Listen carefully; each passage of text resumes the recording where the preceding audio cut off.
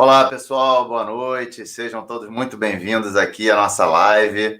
A gente tá começando aqui a super live com meu grande amigo Labriola, o mestre Finocchio aqui. A gente vai falar um pouquinho sobre os hard e soft skills do gerente de projeto. E é interessante porque essa live aqui ela foi originada a partir de um papo que a gente fez aqui, na verdade, em off, por conta de um post que o Labriola tinha feito aí, que ele viu uma imagem do Finocchio falando sobre o lado gente do gerente de projeto, e isso acabou repercutindo, foi bem bacana. E a gente teve ideia, então, de trazer esse tema aqui para poder falar um pouco a respeito disso, porque realmente é bem importante. E, claro, não somente dos soft skills ou human skill, que eu também gosto muito de usar esse termo que o Simon Sinek fala, e também dos hard skills, que também são super importantes para a gente poder considerar as habilidades técnicas e tudo mais. E aí, para a gente poder começar o nosso bate-papo, só lembrando o seguinte, a gente tem sempre aqui uns recadinhos para passar para vocês no início, então a gente fala aí dos nossos eventos do Conagile, a gente vai ter aí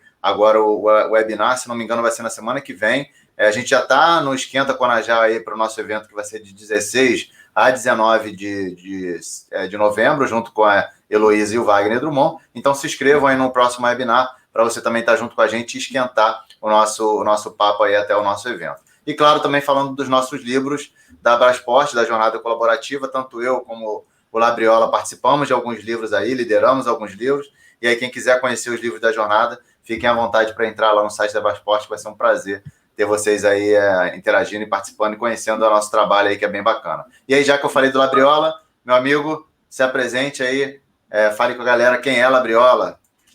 Legal, eu gosto de falar que eu sou um curioso antes de qualquer coisa, né?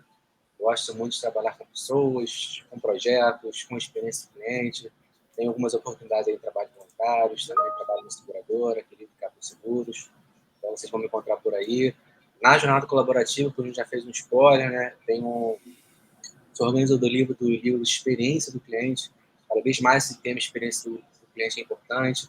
Estamos, inclusive, organizando agora, o Júnior vai mandar o link aqui, o Júnior clicou na hora, sobre o link aqui da transformação digital. Quem quiser participar desse livro, ser um coautor, a gente está começando agora do começo, literalmente. A gente vai fazer a reunião daqui a uma semana com os coautores, falar um pouquinho como é que vai ser a estrutura. Se vocês têm vontade de participar disso, vai ser um livro de sucesso, com certeza. Vem com a gente. E já puxando outro link também, trabalho como head do programa de mentoring do PMI também, então faço questão de mentorias, transformando, ajudando pessoas através de conhecimento, que também é uma paixão minha. Então, obrigado, espero que contribua um pouquinho com vocês para esse bate-papo e passo a bola e o bastão para o mestre Finocchio se apresentar. Bom, pessoal, eu também sou um pesquisador na área de gerenciamento de projetos. Eu tenho uma missão, né, um propósito que é desenvolver o campo de gerenciamento de projetos. Eu tenho criado metodologias, criei uma metodologia chamada PM Canvas, que ela se baseia em problema, construção, uso e valor, uma metodologia colaborativa. E nos últimos 7 anos, eu tenho desenvolvido uma metodologia para tratar projetos como fluxo, modelar projetos de uma maneira diferente, que eu chamei de TACT. É uma metodologia compliant com blockchain. Você consegue modelar um projeto usando blockchain, você consegue modelar projetos de construção usando fluxo, Kanban, por exemplo, e a gente considera aspectos multidimensionais de um Kanban em projetos de múltiplas indústrias. É basicamente isso que eu tenho feito, né? Eu vou fazer uma construção, construir um prédio, construir uma plataforma, construir um submarino. Eu vou usar o sistema puxado, vou usar o Kanban. Como que eu faço para conciliar as coisas do gerenciamento ágil no mundo tradicional, né? Então, é isso que eu tenho me dedicado a fazer. Treinar as pessoas, principalmente sobre isso. Treinar, principalmente aquela empresa corporativa que tem pessoas compartilhadas entre múltiplos projetos e divide recursos entre múltiplos projetos. Como você operar ágil nessa situação, né? Então, é isso que eu tenho feito. Meu site lá, pmcanvas.com.br, você me encontra, mas também você me encontra no LinkedIn, Finocchio. Finocchio, nós somos uma uma descendente de italianos. Éramos dois irmãos lá na Itália, o Gepeto e o Gefeto, né? Eu sou neto do Gefeto, né? Eram dois irmãos marceneiros. Com F, viu, pessoal? Finóquio. Tá? Muito bom, muito legal. Necessariamente, né? Muito bom, legal. Bom, pessoal, com essa introdução aí, né, muito bacana aí a gente ver dois grandes nomes aí da área de gestão de projetos, né, que também estão imersos aí no mundo da agilidade. Ó, a galera que está aqui no Instagram, vai para o YouTube ou LinkedIn, que a gente está transmitindo por lá também. E aí confesso que eu usei muito, né, acho que quem não usou, né, o PM Canvas, acho que é uma ferramenta incrível aí que foi criada pelo Finóquio, acabou ganhando bastante popularidade, notoriedade, justamente porque ela já trazia diversos elementos que hoje a gente fala muito sobre isso dentro da agilidade. E aí acho que para começar um pouco do nosso bate-papo aqui, porque a gente está falando de colaboração, está falando da gente ter realmente a participação de diversas pessoas, elementos visuais, e tudo isso faz com que a gente crie aquilo que a gente gosta muito de falar, né, Labriola? A gente, sem fazer merchan, mas já fazendo, né, o nosso livro aqui, Jornada do Ágil Escalado, por exemplo, dentro da jornada, foi escrito por 64 pessoas. Né? Então, a gente entende que há um poder muito grande na inteligência coletiva. Né? Então, isso ajuda bastante quando a gente fala desse mundo ágil, aí a gente traz muito desse sentido também. E aí, falando dessa imagem, né, que acabou discutindo e trazendo essa discussão e fazendo com que a gente criasse aí essa nossa live, a gente vai falar um pouquinho, então, sobre... primeiro, começar, né, falando sobre o lado gente do gerente de projeto. E aí foi bacana, porque quando a gente fez essa publicação, quando o Labriola fez a publicação, comentando sobre a imagem do Finóquio, eu até questionei, eu falei, tá, eu quero imaginar, então, qual é o lado não gente, né, do gerente de projeto, para a gente entender realmente do que a gente está falando. Mas é bacana a gente começar a mencionar sobre isso, e aí eu vou colocar aqui na tela essa imagem, até para a galera saber do que a gente está falando. E aí eu queria que o Labriola comentasse sobre ela, né, falando por que ela chamou bastante atenção. Você falou que, inclusive, chegou a usar essa imagem também. Fala um pouquinho sobre isso aí, Labriola. Cara, eu achei excelente, porque quando a gente olha essa imagem, ela é bonitinha, ela é visual, mas isso aí tem uma profundidade por trás disso, que é impressionante. Porque quando a gente olha isso tudo, cara, é tudo que a gente vive hoje no nosso dia a dia. A gente fala muito hoje sobre certificação, sobre processo, sobre método, sobre framework. A gente esquece que a gente está falando sempre de pessoas resolvendo problemas de pessoas para outras pessoas.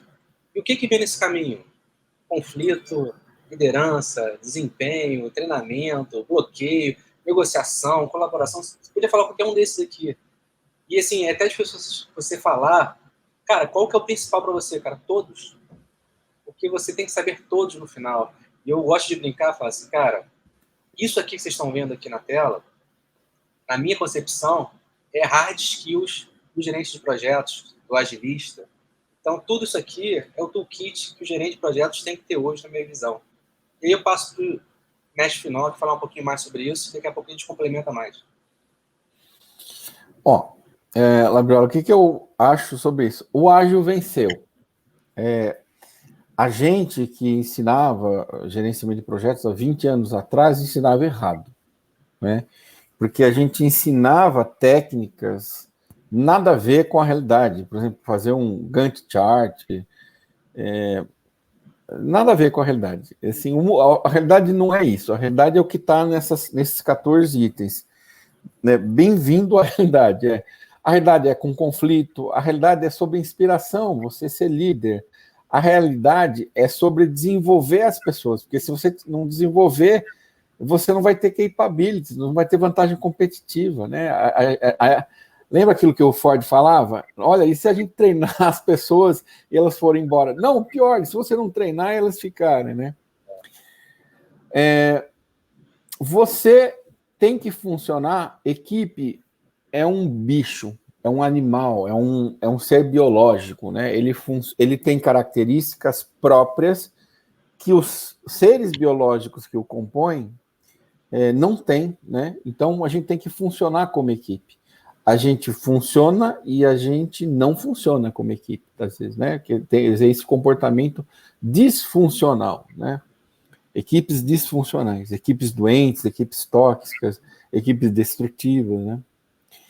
A gente produz numa cadeia de valor, então é necessário identificar bloqueios, entupimentos nessa cadeia.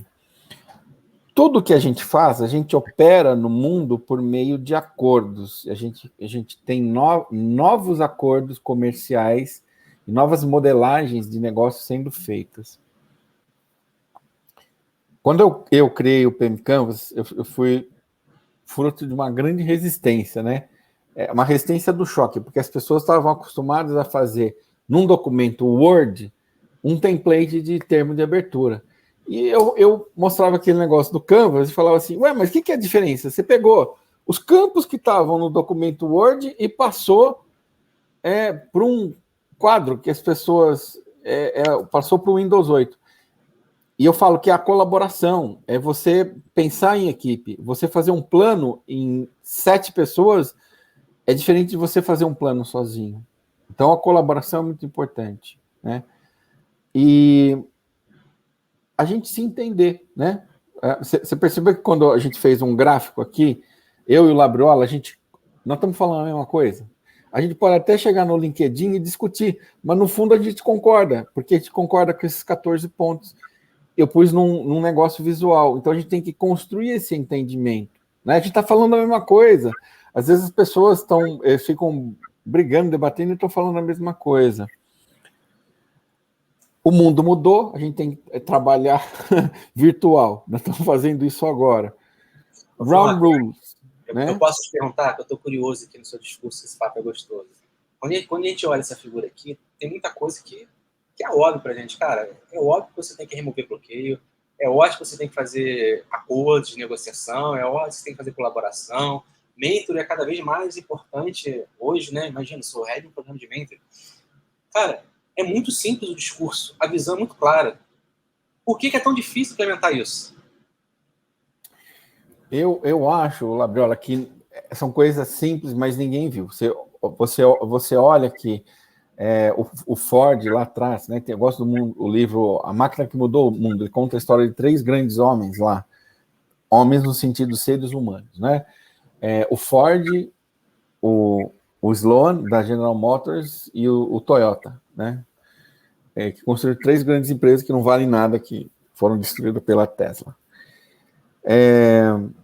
Estou brincando, não vale nada, não é que não vale nada, vale alguma coisa, mas a Tesla vale muito mais. Não era óbvio quando a Toyota enxergou o negócio como um fluxo, como bloqueios. É isso que o Taishi Ono falava. Agora, para a gente parece óbvio, mas a empresa ela é uma cadeia de valor. E por ser essa cadeia de valor, ela entope, fica entupido, tem pedra, tem bloqueio mesmo, né? Projeto é uma cadeia de valor, como a empresa é uma cadeia de valor. Então, eu acho que a gente, respondendo a sua pergunta, a gente está em cima do ombro de gigantes, né?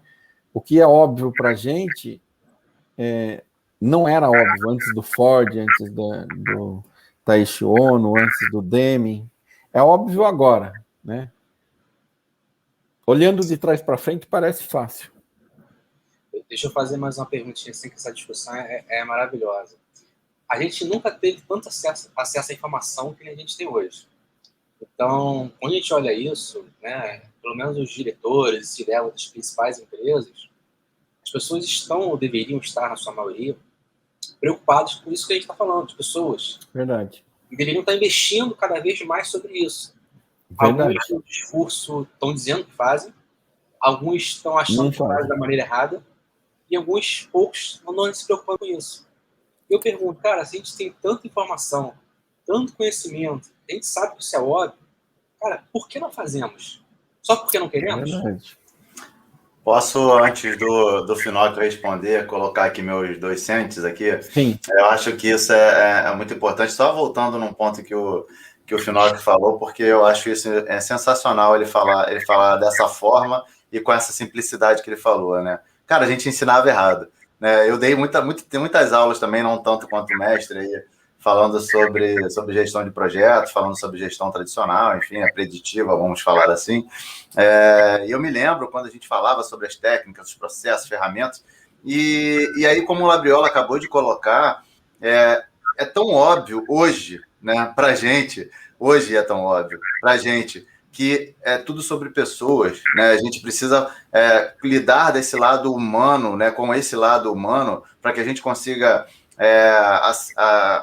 alcançar os resultados de uma forma mais efetiva. E hoje isso é tão claro, e claro que ainda é difícil, mas hoje para nós que estamos aqui com esse entendimento, que estamos falando sobre isso e questionando aquilo que a gente mesmo ensinava e que a gente aprendeu lá atrás, hoje mesmo a gente está falando aqui sobre isso e colocando que é óbvio que pessoas em primeiro lugar, né, e são as pessoas que vão trazer os resultados. Então, a gente pode ter e precisa ter, né, o melhor da tecnologia, os melhores processos, sim, para que a gente consiga fazer o nosso trabalho da melhor maneira possível. Mas aqui a gente está falando de aspectos que envolvem essencialmente pessoas. Então, hoje, para isso para a gente é claro, mas acho que a questão que o Labriola quis colocar é justamente porque a gente vem desse modelo fordista, não estou criticando o modelo de trabalho em si, né, de produção serializada em si, que deu certo e funcionou durante muito tempo, mas esse modelo mental, né, no qual a gente aprendeu a trabalhar e que foi ensinado ao longo do último século,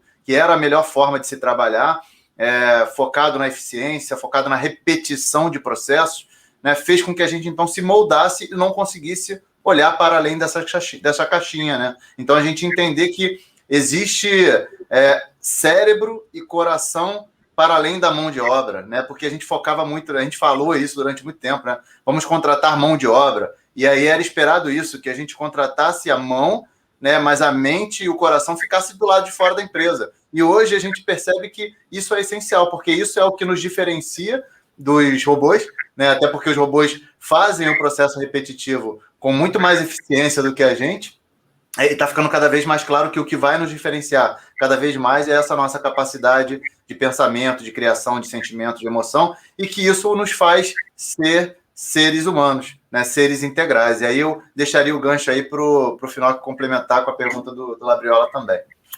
Olha, Júnior, eu concordo plenamente com você, com o que você falou, né?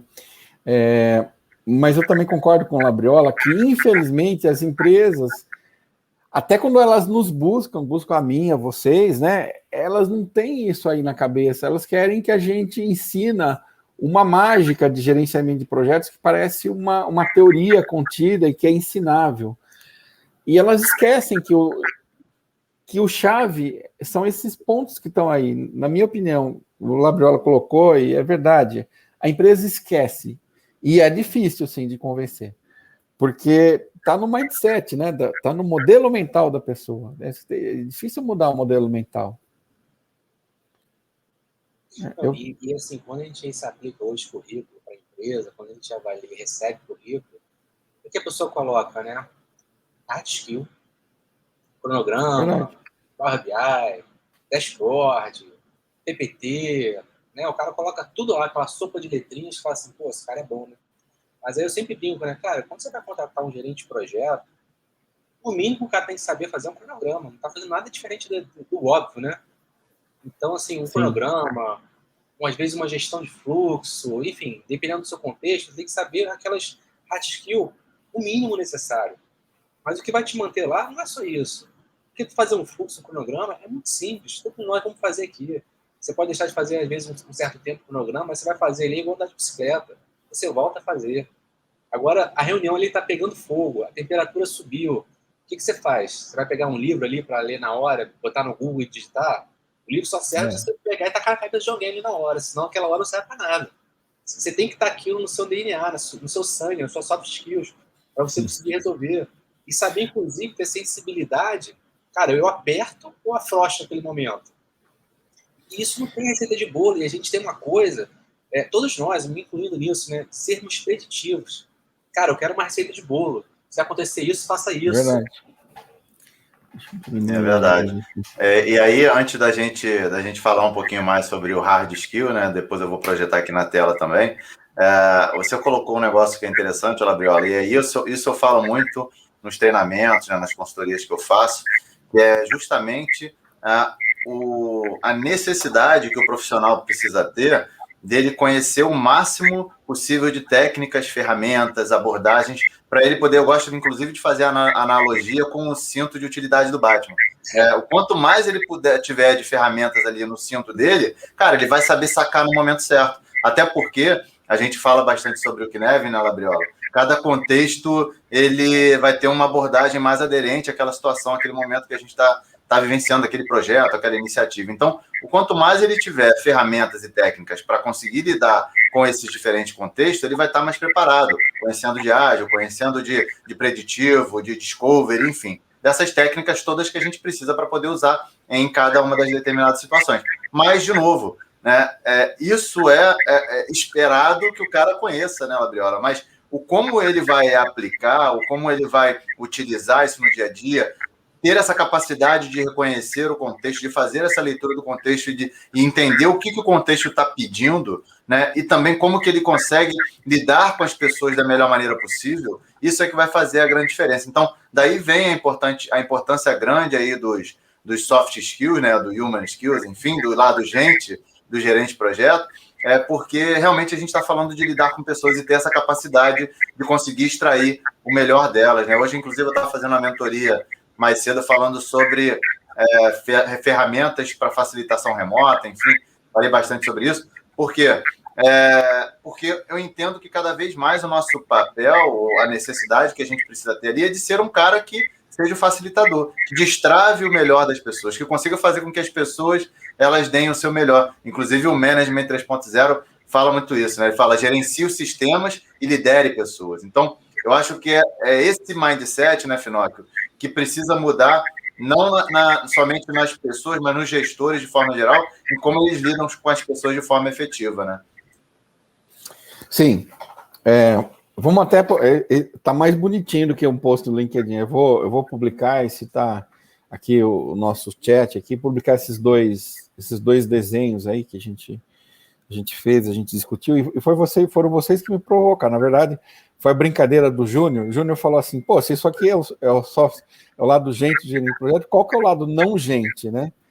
Qual que é o lado? Então, eu por uma brincadeira, eu falei assim, bom, deixa eu tentar pensar o que ainda sobrou de hard skill. E sobrou, né? Mas a gente tem que lembrar uma coisa, que as pessoas são contratadas por hard skill e são demitidas por soft skill. Falta de, né?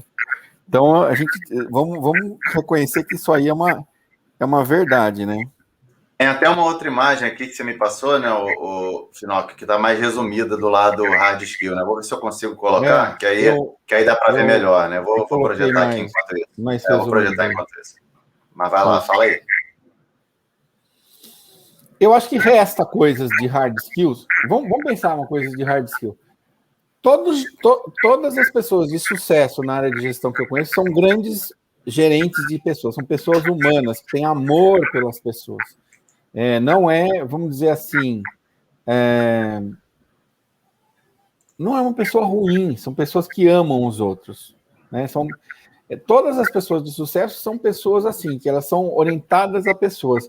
Eu não acho que uma pessoa tendo super hard skill, ela vai trafegar bem na vida, só isso, né?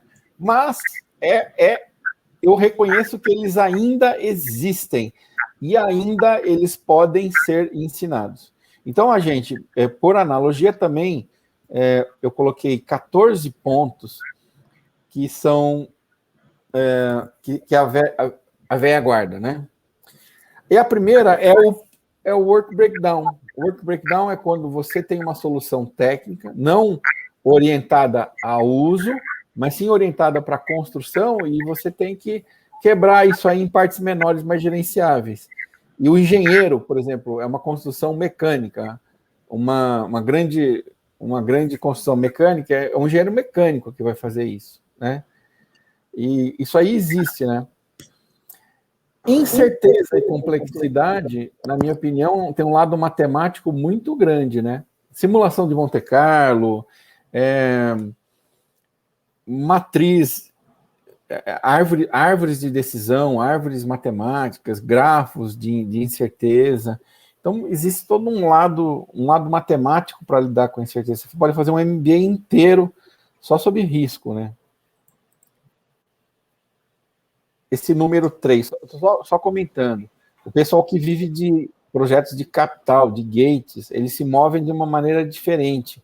São coisas muito caras, são ativos muito caros e que eles têm que ter uma certa certeza muito grande, e o campeão disso daí é o front-end load, né? Método usado pela Vale, pela Petrobras, né? E aí eu deixo também vocês pegarem um pedaço aí e comentar, né? O que chama... Bacana. O que chama a atenção de vocês aí? Eu vou continuar. Não seguir a sequência, né? Não, legal, bacana. Essa parte aqui, recursos críticos, nivelamento e otimização, né? Eu falo muito sobre isso quando a gente fala sobre ágil escala, né? A gente fala de integração de time. Cara, como é que a gente vai escalar um produto, escalar a agilidade dentro da organização, sem a gente conseguir ter uma cadência e sincronização entre os diversos times que estão trabalhando, atuando dentro de uma empresa? E aí vejam que eu estou falando de coisas aqui que, em tese, estariam dentro do mundo da agilidade, mas, cara, estão descritos aqui por você. Então, assim, a gente vê que não necessariamente quando a gente... E aí eu quero fazer um parênteses aqui rápido, né, sobre isso, não quero, porque não é o nosso foco, mas, cara, essa visão de ágil versus tradicional, né, preditivo versus ágil, enfim, cara, isso é uma besteira. A gente está falando aqui de ter conhecimentos que a gente possa lidar em qualquer área, em qualquer tipo de empresa que a gente está trabalhando, seja uma empresa que tem projetos, iniciativas mais preditivas, tradicionais, e empresas que têm ali iniciativas mais voltadas para produto, agilidade e tudo mais, ou uma mescla dos dois, porque não necessariamente você só pode ter um ou outro, né? Um e outro, a gente reconhecer que tudo isso faz parte das organizações. Então, o fato da gente estar trabalhando com agilidade ou não significa que a gente não tem que ter essa capacidade de analisar recursos críticos, nivelamento, otimização, né? E a gente ter realmente essa questão da visão de portfólio, estratégia, que você coloca ali no ponto 8, né? Então, quando a gente fala de ágil em escala ou da agilidade organizacional, a gente está falando essencialmente disso, de como que a gente conecta, né, a estratégia da organização com aquilo que está sendo realizado na operação de uma forma mais efetiva, mais ágil. A gente consegue conceder mais autonomia para os times, porque... embora muita gente ainda não entenda muito bem o que significa o termo, mas muitas empresas querem alcançar o business agility, agilidade organizacional, cara, e não consegue dar autonomia na ponta, para quem está executando. E se você não der autonomia na ponta, para quem está com a mão na massa, cara, tua empresa nunca vai ser ágil como um todo. Então, a gente está falando aqui de coisas que a gente precisa atentar e fazer com que a gente linke cada vez mais a estratégia com a operação. E aí deixa para o Labriola comentar um pouquinho também. Fala aí, Labriola. Cara, é tanta coisa legal que a gente podia falar, né? E assim, quando a gente vai falar... Vou pegar portfólio também para falar. A gente fala às vezes de portfólio... Cara, todos nós aqui sabemos como deve se fazer priorização de portfólio, o que você deve avaliar, a estratégia, fazer indicadores, fazer o rankingzinho de projetos. Cara, quem faz isso na empresa hoje? Como é que normalmente funciona? O diretor, não, é esse aqui. Cara, acabou, é isso. Quem grita mais. Quem grita mais. E eu top goela down. Cara, Bogstat. O pessoal falava assim, porque tem o Analytical Hierarchy Process, que é um processo maravilhoso, prioriza, objetivo. E o pessoal falou, qual que é o compete com o HP? É o Bogstat. Bunch of old guys sitting around and talking. Um bando de velho sentado numa mesa e tomando as decisões, né? E às vezes, e teve um post seu também, fazendo um link aqui, Finog, que eu achei muito bom, que você falou assim, cara, tá o executivo lá fazendo... Tem 8 horas de trabalho lá, ele tá em 7 horas e 59 minutos fazendo reuniões e se fala estratégico, né? Cara, não pode ser estratégico. Verdade. O cara, para ser estratégico, o cara tem que estar pensando, olhando para frente, fora da caixa. Verdade. Não pode estar o dia inteiro. E eu gosto Labriola, quantas pessoas que você conhece, sendo sincero, fala isso aqui para o nosso público, quantas pessoas que você conhece, que o cara, ele até tinha alguma visão estratégica, mas ele, nessa pandemia, ele se encaixou num mandador de opinião em live, né? Em reunião de Zoom. Ele fica o dia inteiro e dando palpite para as pessoas que estão abaixo dele, que normalmente sabem fazer o trabalho muito melhor que ele, Só que como ele é o chefe, ele está lá no Zoom, a opinião dele prevalece. Ou seja, ele virou peão, né? Ele virou Peão de luxo. peão de luxo. É um peão de Exatamente. luxo. Um peão que ganha bem. Exatamente. Que custa caro, né? Vamos pensar diferente. Custa caro. Exatamente. Custa Na versão caro. Lean, né? Então, assim, eu acho que essa questão que a gente está falando aqui de hard skill hoje, cara, todos nós temos que saber um mínimo de alguma coisa. Porque hoje, aí é uma visão minha, CPF individualizada, eu acho que cada vez mais a gente vai ser cobrado por ser mais generalista, por se adaptar aos contextos que as organizações estão vivendo. Então, pode ser hoje que eu não faça, por exemplo, simulação de Monte Carlo, pode ser que eu esteja amanhã numa área, no projeto, que eu preciso fazer simulação de Monte Carlos. E você vai precisar saber o mínimo para poder se adaptar e chegar lá. E poderia falar diversos outros aqui, mas é uma visão que eu tenho minha.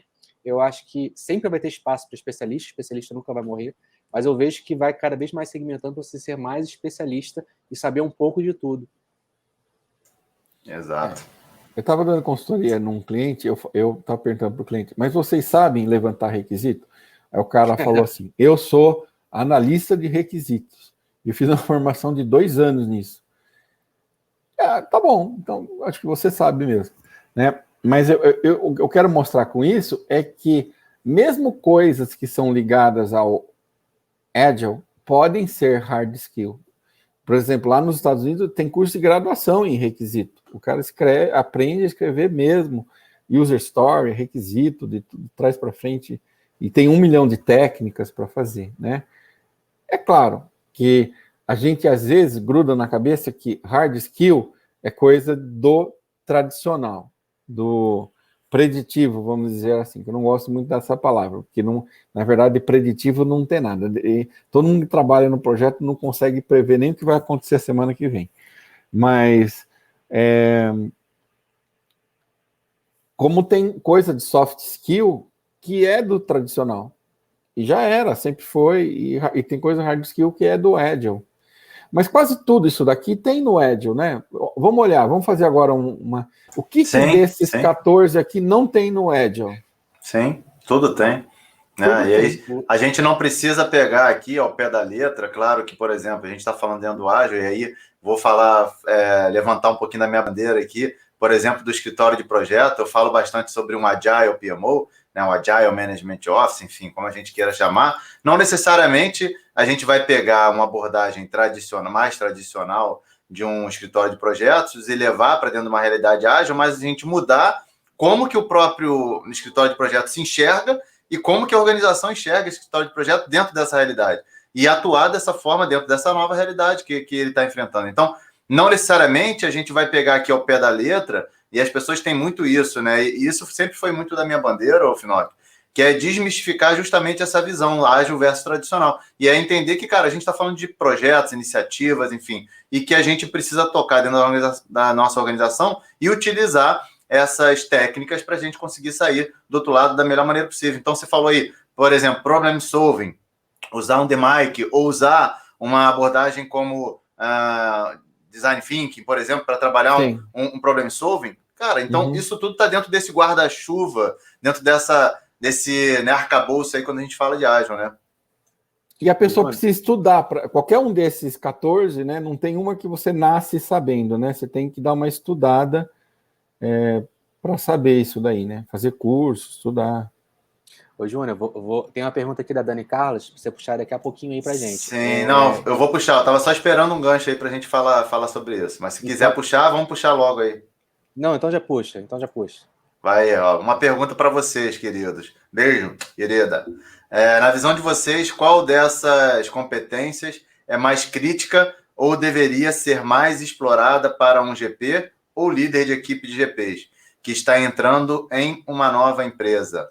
E aí, começa aí, Labriola, depois o Finocchio complementa. Eu sou meio suspeito, assim, não tem aqui no lado gente de gerenciamento de projeto, mas assim, uma coisa que eu acho que todos nós precisamos ter, cara, é humildade. Então, cara, chega pequeno, tenta entender o contexto, seja receptivo para as pessoas, ouçam, porque às vezes você fala assim, pô, mas como é que o pessoal faz isso assim? Cara, mas às vezes tem um histórico que já vem de anos que você não conhece, que você ainda não deu tempo de saber. Então, a primeira coisa que eu falo, cara, seja humilde e esteja presente ouvindo as pessoas.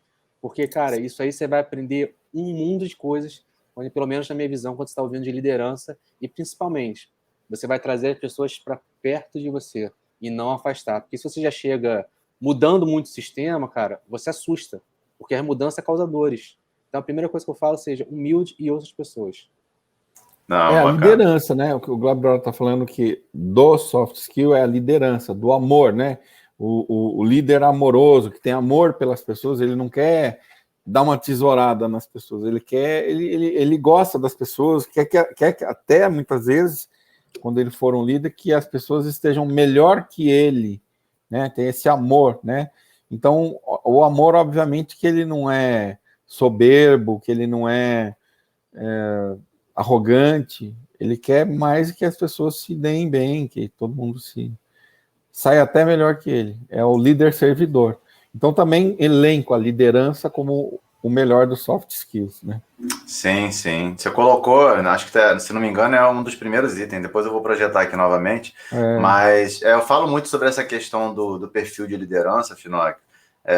Faço workshop sobre isso, enfim. Mas eu me lembro aqui que já há alguns anos eu escrevi um artigo justamente falando de que eu meio que fiz uma provocação falando que a gente não deveria mais chamar de gerente de projetos, e sim de líder de projeto, né? Justamente fazendo a brincadeira entre a visão de um gerente, né? Que aí tem até aquela brincadeira que a gente fala chefe versus líder, né? Justamente para mudar esse perfil de ser um líder, de ser uma pessoa que engaja, que abraça, que ouve, né? Que é servidor, que ele está ali para justamente trazer as pessoas para perto, né? E hoje eu falei bastante na mentoria que eu fiz, falando sobre justamente essa capacidade da gente de ouvir. Tem um vídeo, inclusive, do Simon Sinek, que é muito bacana, que, inclusive, um livro dele também, que eu uso muito, que é o Líderes Se Servem por Último, mas ele tem um vídeo que ele fala exatamente isso.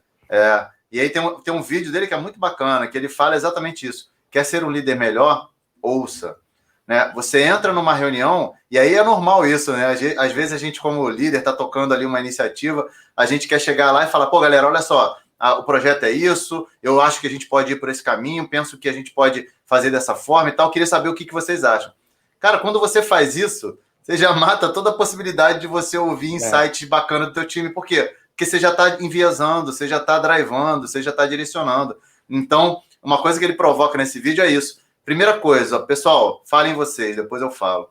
E aí, depois que todo mundo falar, você vai ter o benefício de colher diversos insights e de ter ouvido diversas opiniões e aí conseguir emitir a sua, né, com base naquilo que todo mundo falou. Então, acho que é muito isso, é ouvir, é ter essa capacidade de se conectar com as pessoas verdadeiramente e conseguir pavimentar o caminho. Eu gosto muito de usar essa metáfora, né? Acho que o líder tem que pavimentar o caminho para que a galera possa voar, né, como se fosse uma pista ali de decolagem mesmo, e a galera conseguisse alçar voo ali, alçar voos maiores, porque acho que esse é o principal papel do líder, é ele fazer com que as pessoas deem o seu melhor, conseguir extrair o melhor delas, com amor, como você disse, e dessa forma aí abraçando cada vez mais as pessoas, né? E não é fácil, né, Júnior? Porque muitas vezes a gente fala assim, pessoal, falem aí, o que vocês acham? Querem propor alguma ideia? E aquele silêncio, né? Ainda mais nessa questão do virtual que a gente ouve, né? Aí você fala aquela brincadeira famosa, né? Um de cada vez, gente. Ninguém fala nada, aquele silêncio. E, cara, é um trabalho, cara, diário, de formiguinha, de construir. Às vezes é um bom dia que você dá diferente. Chega no meu reunião, e aí, galera, bom dia, pessoal. Caraca, o cara tá animado. É isso aí, gente. Tem que fazer coisa, não sei o quê. E botar aquela energia para contagiar as pessoas, que isso faz muita diferença. E eu já vou puxar um próximo gancho aqui, que é a segunda parte da pesquisa da Dani. Ela perguntou sobre a liderança GP. A gente acabou respondendo aqui, todo mundo liderança junto. E a óbvio acabou caindo em liderança. Mas e agora quando a gente fala para GP? Quando a gente está falando dessas soft skills aqui, cara, a visão de vocês, eu comecei falando, vou ficar por último agora. Qual vocês acham que é a mais importante para um gerente de projetos? Eu vou dar uma para você e vou chamar vocês para o ringue, porque nós só estamos aqui falando sobre isso porque eu fiz um post e vocês comentaram e vocês fizeram uma provocação. Porque a gente trabalha em equipe. Em equipe a gente é muito mais inteligente.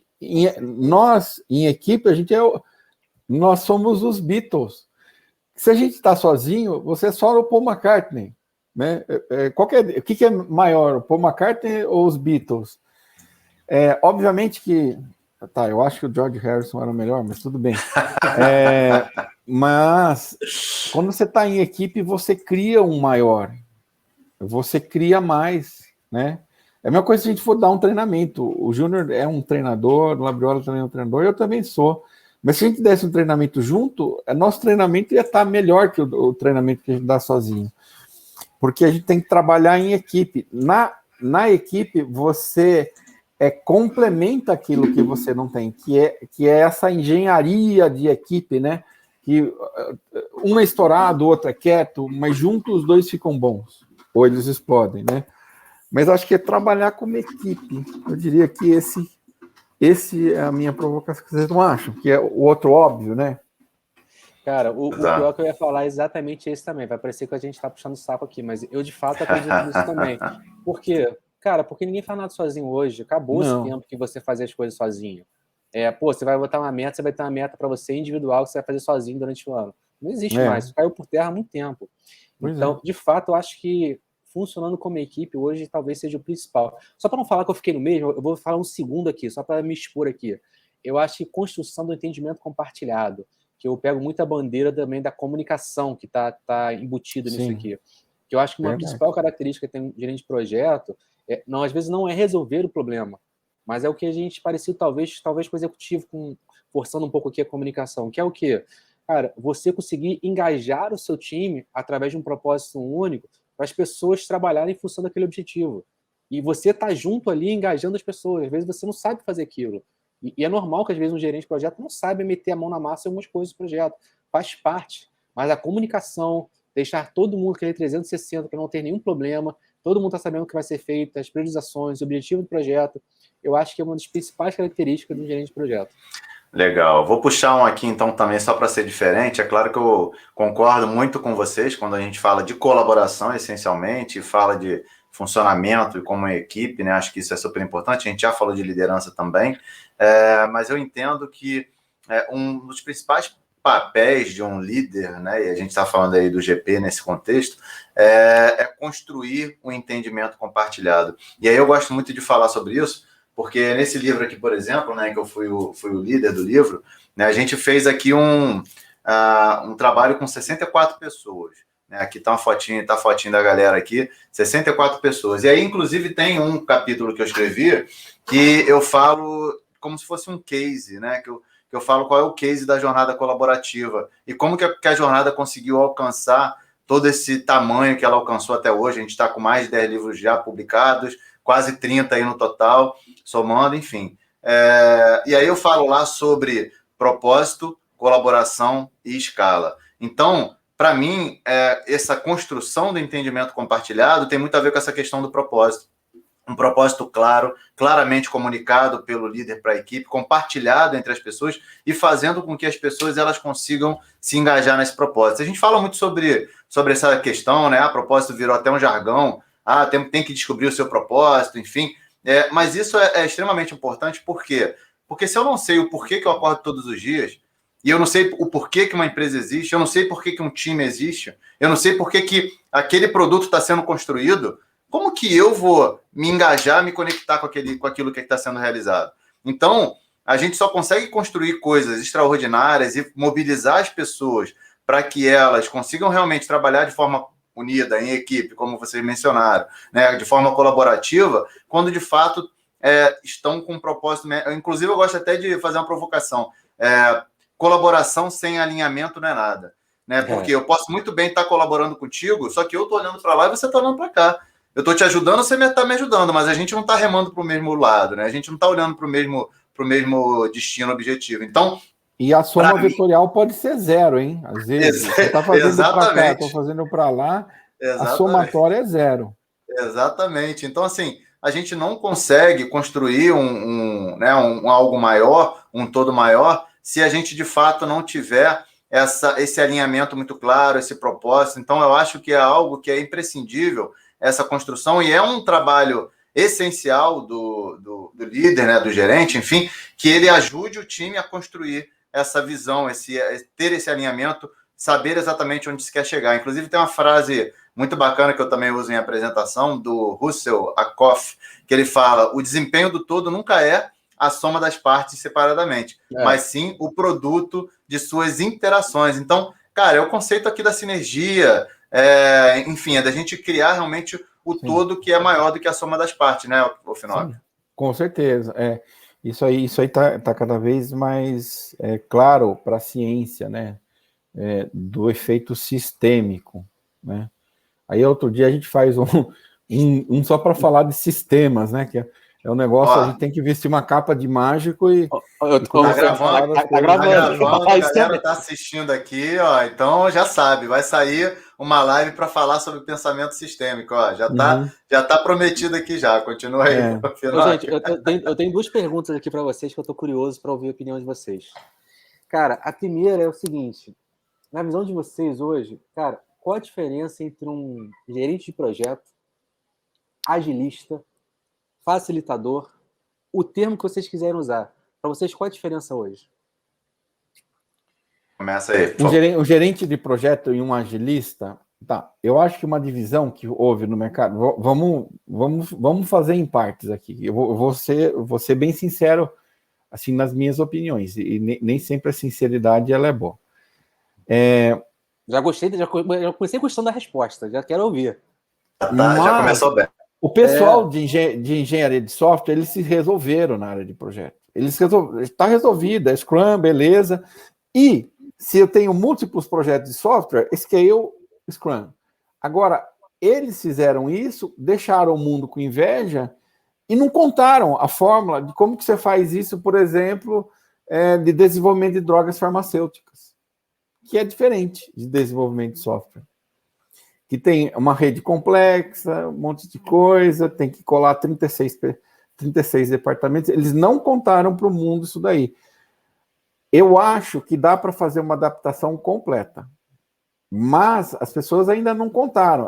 A pessoa que está surfando assim, está fazendo pode postar, o cara é engenheiro de software, ele não é farmacêutico, né? O farmacêutico precisa aprender ainda. Muito bom. E assim, deixa eu também colocar meu sente, né? Porque desde quando eu já trabalho com gestão de projeto há mais de 10 anos e nos últimos 7 comecei a trabalhar com agilidade. E aí a minha principal indignação era justamente essa separação, né? Ágil versus tradicional. E aí eu entendo que em nome de uma bandeira ali de que o ágil resolve todos os problemas da organização, é a bala de prata e tudo mais, a galera, e aí eu gosto inclusive de utilizar esse termo como crítica mesmo, os agilistas ali, né, chegaram com o pé na porta, dizendo que tudo aquilo que era tradicional era ultrapassado, e aí a gente viu aí no que deu, acabou que muitas empresas tiveram que dar rollback em algumas implantações de ágil, justamente porque deixaram de fazer muita coisa boa que funcionava, e que com certeza ia continuar funcionando, em nome de adoção de uma nova prática, de uma novidade, enfim, tudo mais. Então, eu entendo assim, o Labriola, quando a gente fala do papel de gerente de projeto, quando a gente fala de agilista ou agile, inclusive eu vi um post bacana, acho que foi ontem ou hoje, questionando exatamente o nome Scrum Master, né, que a gente usa bastante aí no mercado, que deveria ser um Agile Team Facilitator, né? E eu concordo sim, e realmente acho que faz mais sentido a gente falar disso, porque, como eu acabei de dizer, o cara ele precisa ter aí diversas técnicas e ferramentas no seu cinto e saber utilizar aquilo que melhor se adequa no mercado. Então, se a gente for olhar estritamente para o que cada um dos termos dizem, é claro que a gente diria o seguinte, não, gerente de projeto trabalha em projeto tradicional e agilista trabalha em projeto ágil. Pronto. Mas, cara, para mim isso não faz sentido, até porque não faz sentido ter essa separação de ágil e versus tradicional. Para mim, a gente está falando de iniciativas e que a gente está falando de uso de abordagens. Agora, de fato, como o Finocchio disse no início do nosso papo, e que eu concordo muito, cara, o ágil ganhou, veio para ficar, mas não simplesmente o Finocchio, no sentido de que o método ágil, né, vamos dizer, o Scrum, Kanban, enfim... Ele gera mais valor. Melhor. Tá, mas se seja melhor... Ele gera mais valor, é fluxo de caixa, ele ganhou. Ok, ele antecipa a entrega de valor, inclusive, claro. Com certeza. Só que ele não é que ele vai ser usado em tudo, né? Tem alguns momentos, algum contexto que o ágil não vai funcionar. A abordagem... Só que o que vem por trás?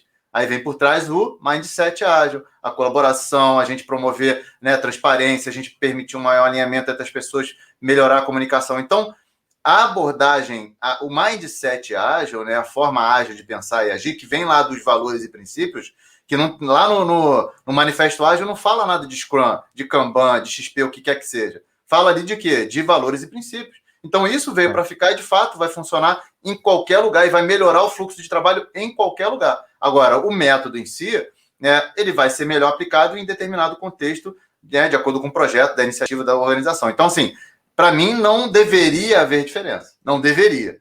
Mas, de fato, no mercado acaba acontecendo, né, Gabriel? Tá. Eu tenho uma isso aí da outra vai live. Dar pano para manga. Qual que é a diferença entre o Scrum Master, o PO e o gerente de projeto? Existe diferença entre os três. Eu vou chutar a minha diferença. Eu acho que a grande diferença aqui é o PO. O PO não existia. É uma coisa que simplesmente existia. Ele é radicalmente diferente do gerente de projeto. O gerente de projeto é um cara que ele abordava o negócio pela técnica da construção. Ele entendia tecnicamente como construir e saía construindo. O Product Owner, ele entende pelo uso, ele vai a negócio, entende o uso, entende funcionalidade, ele traz todo um arsenal de técnicas que sequer existiam. Né? Então, não tem nem comparação, eles são praticamente em lugares opostos, o PO e o GP. E eu posso dizer que o GP ele não existia antes, o Product Owner não existia antes dessa onda do ágil. E o ágil são esses dois papéis.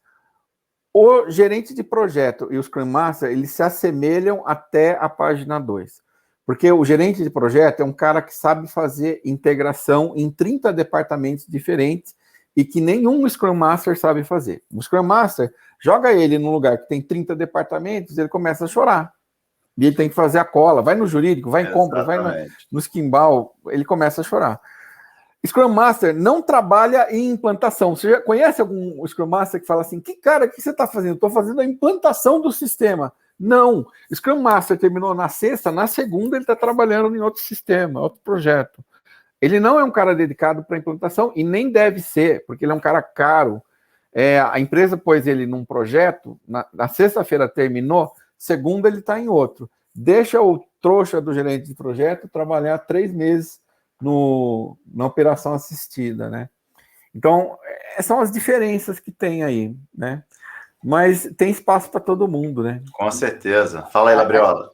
Aí deixa eu fazer mais uma provocação, né? Eu gosto mais de perguntar às vezes do que falar, né? Porque as respostas são excelentes. Você é convidado, hein, cara? Você que tá falando mais do que eu. Tô falando, né, cara? Pô, mas a gente não resiste, né? E aí, vamos pensar o seguinte, a gente falou sobre Scrum Master, PO, gerente de projetos. Se a gente fosse fazer aquele link com a sua figura hoje, de soft skills, mudaria alguma coisa? Alguma coisa deixaria de ser importante? Alguma coisa passaria a ser mais importante? Eu acho que não, viu? Eu também. Que não. Eu olho de cara, eu não tiraria nenhuma. Exatamente. Exatamente. Eu não tiraria nenhuma. O que eu quero dizer com isso? Às vezes você vai mudar de função A para B, cara, mas assim, a sua soft skills não vai precisar mudar. Porque na época que a gente está vivendo hoje, da colaboração, dos trabalhos cada vez mais ágeis, né, que o ágil venceu, cara, isso aqui é fundamental para todos nós. E uma coisa que eu falo muito, e isso eu falo em todos os lugares, não sei se o Júnior já ouviu falando essa frase. Cara, a primeira coisa que eu falo para as pessoas é, cara, tem que estar afim. Cara, e assim, é muito fácil você ver quando a pessoa está afim e quando a pessoa não está afim. E quando a pessoa está afim, cara, ela remove as coisas, te dá opção, vai correr atrás, mesmo que a pessoa não esteja preparada, mas ela está afim, uma hora ela vai ficar preparada. Às vezes é melhor você ter uma pessoa que não está pronta, motivada, eu não gosto muito dessa palavra, porque motivada parece muito mimimi, né? Mas a pessoa que está afim de fazer as coisas, porque às vezes aquela pessoa que é sênior, não, aquilo ali não está afim de fazer, só faz quando quer, aí tu tem que ficar toda hora ali empurrando para ir. Não sei se vocês concordam comigo, mas eu vejo muito dessa forma. Sim. Eu concordo, Labriola, mas eu vou fazer uma pergunta para você. Boa. E as pessoas que estão doentes emocionalmente ou doentes mentalmente em função de toda essa comoção que aconteceu no mundo, essa transformação terrível aí? Cara, e aí, o que a gente faz com relação a essas pessoas que elas estão mentalmente prejudicadas, vamos dizer assim? É muito difícil, porque assim, eu confesso que assim, a pandemia, para mim, ela mentalmente não me afetou. No sentido de, mesmo trabalhando de home office, de pessoas, Então, eu não vivenciei isso. E eu tenho uma dificuldade, às vezes, eu tento ter empatia, de colocar no lugar dos outros e ouvir. Então, isso é uma coisa que eu acho que eu tento fazer. Eu acho que não fazer a frase horrível. Eu tento fazer de uma forma boa, é de ouvir as pessoas. E, às vezes, conversar, cara, por que você está sentindo isso? E eu não tenho receita de bolo. Porque, às vezes, a pessoa fala, eu já tive casos que a pessoa me ligou chorando. Cara, eu confesso, eu não sabia o que fazer. Cara, a pessoa te liga, sem você saber o assunto, perguntou se podia falar comigo, falou, começou a chorar no telefone. Cara, o que você faz com isso? Cara, eu ouço, tento ajudar, né, a pessoa, a gente nunca é indiferente, não é essa proposta que eu estou dizendo, mas você não sabe o que fazer, e às vezes você tem que ir rodando, cara, que você não está pronto, você nunca vivenciou aquilo antes. Então, assim, eu tento ajudar do que eu acho que é a melhor forma possível. Se aquilo de fato ajudou a pessoa ou não, às vezes eu posso achar que não, mas para a pessoa, cara, ele ficou ali 10 minutos me ouvindo chorando, cara, às vezes agrega muito para a pessoa, às vezes não, mas eu confesso que eu não tenho uma forma mágica, porque eu vejo que muita gente tá doida para voltar presencial, que não aguenta mais ficar em casa. Tem gente que tá ao contrário, tem gente que tá detestando voltar e que é doido para ficar em casa. E como é que você equilibra isso? Porque a empresa é uma só, a regra é uma só. Tem gente feliz, tem gente triste, tem gente pela vida. Eu não sei, eu fiz essa pergunta, mas para saber de você. Não tem a solução também, não, porque é um fato novo, né? Essa nova maneira de trabalhar colocou pessoas, separou pessoas e colocou pessoas juntas que nunca estiveram juntas. Às vezes tinham pessoas que a pessoa saía para trabalhar, faz 30 anos que ela sabia para trabalhar, ia voltar à noite, não encontrava. Agora você está no mesmo espaço, você tem que conviver com pessoas que trabalham com você, que vivem com você, que namoram com você, e você tem que conviver. Isso pode estar sendo maravilhoso, como pode estar sendo desafiador. E o contrário também, pessoas que estavam, nossa, a gente estava super bem trabalhando junto no escritório, cadê o escritório? Não tem mais. Sim. E aí eu coloco um ponto, o Finoc e Labriola, para a gente já ir encaminhando aqui para o final, que é assim, como você questionou agora, cadê o escritório? Cadê a empresa? E quando a gente se referia à empresa, quando a gente se referia, né, ao nosso trabalho, o que a gente falava, né? Eu vou lá na empresa hoje. Eu vou aonde? Naquele ambiente físico, naquele local. E esse local não existe mais. E aí acho que ficou provado, e aí acho que fica mais evidente ainda essa discussão sobre o lado gente, principalmente do gerente de projeto ou do líder, que quer que seja, que a gente está falando de pessoas, né? Essencialmente sobre pessoas. A gente precisa entender que é lidar com gente, e aí tem a frase até do Simon Sinek também, que ele fala isso: se você não entende de pessoas, você não entende de cliente, você não entende de colaborador, você não entende de fornecedor, você não entende de nada, porque você não sabe lidar com as pessoas, é tudo sobre pessoas. Então, a gente precisa deixar isso mais claro, evidente, e acho que entra muito na linha do Labriola, ter empatia, tentar se colocar no lugar do outro, sob a perspectiva do outro, e por que aquele cara que sempre trabalhou da forma tradicional, que aprendeu errado com o Finóquio, comigo, nos MBAs da vida aí, e que ele aprendeu a focar naquilo que era o menos importante, vamos dizer assim, ou comparativamente, né?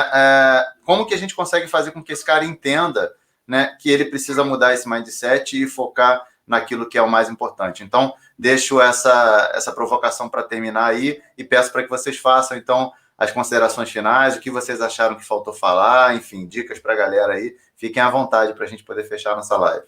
Fala aí, Labriola, primeiro deixa o Finoc fechar. Não, legal. Primeiro prazer, gente, se você gostou desse bate-papo aqui, deem like. Se vocês se sentiram enganados pelo Finoc e pelo Ju na aula, deem like também. Então, fiquem à vontade. Adorei o bate-papo. A gente tem que ir uma próxima, escolher um assunto aí. Finoc, inventa outra coisa aí. A gente fala aqui. Então, gente, obrigado, foi um prazer estar aqui com vocês. O Júnior vai colocar aqui, eu vou até pedir para ele colocar aqui as minhas redes sociais, meu Linktree. Quem quiser me adicionar aqui, vai ser um prazer para conversar com vocês. E até a próxima live. E obrigado a todos. Forte abraço.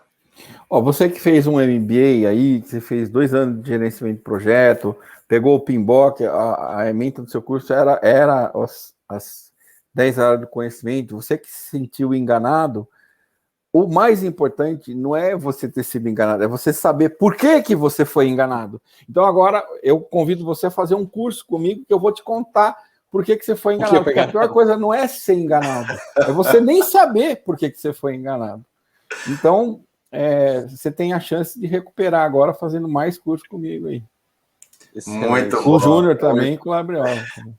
Excelente, a gente sabe galera. por que você foi enganado. Agora pode se contar. Agora a gente pode contar, antes a gente não podia. A gente não podia, o coordenador do curso não deixava. É isso aí, galera. Muito bom. Ó, fica então um convite já para vocês dois ao vivo. A gente já falou aqui, sugeriu, mas vamos depois já amadurecer a ideia, se vai ser pensamento sistêmico, alguma coisa nesse sentido. Acho que vai ser bem bacana. A gente marca uma próxima live. E obrigado a todos que participaram com a gente aí, deixando para vocês aí também o link lá do nosso site, gesp.com.br/eventos. E aí, quem quiser colocar um códigozinho de desconto lá, GESPRO20, tudo em maiúsculo, consegue ter uns cursos lá para eu contar um pouquinho aí do por que você foi enganado, e aí a gente entender e desmistificar um pouquinho disso com vocês nos nossos bate-papos aí pela frente. Obrigado, Finóquio. Obrigado, Labriola. Fala aí, Labriola. Diga aí. Um forte abraço aí para os coordenadores de curso MBA aí, que a gente não pode deixar de falar. Não vão me convidar mais.